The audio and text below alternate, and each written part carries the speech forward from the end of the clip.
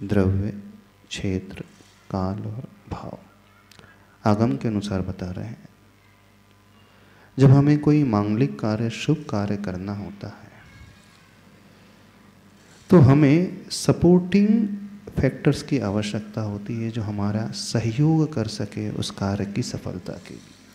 यदि कोई व्यक्ति इतना पावरफुल है, उसका पुण्य इतना तीव्र है, फिर उसे क्षेत्र की भी ज़्यादा आवश्यकता नहीं, काल की भी आवश्यकता नहीं, जैसे तैसी परिस्थिति में वो हमेशा काम कर ही जाएगा। जैसे आचार्य प्रवर गुरुदेव श्री विद्यासागर महाराज जी, आचार्य भगवान का पुण्य इतना तीव्र था, इतना पुण्य तीव्र था, वो गलत मुहूर्त में भी कार्य कर जाते थे तो सफलता उन्हें मिल जाती थी।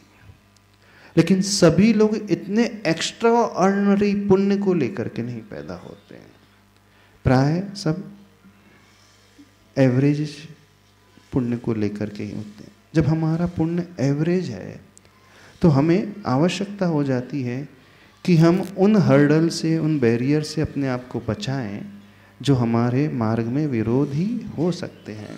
तो उसके लिए योग्य क्षेत्र की तलाश की जाती है, ऐसा समय जो हमें उसमें सहयोगी बन सके।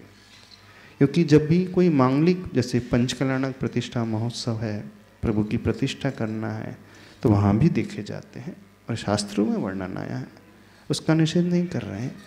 लेकिन हर एक छोटे से छोटे कार्य में आप मुहूर्त देखने लगो तो बिल्कुल गलत है।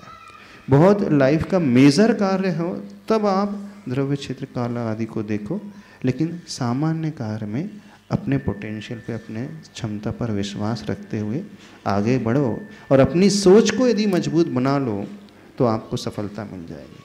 लेकिन जो व्यक्ति बहुत बार इधर उधर का सोचता रहता है, होगी कि नहीं, सफलता मिलेगी कि नहीं, तो वो पहले से ही संदेहशील हो गया तो निश्चित रूप से वो असफल ही होगा।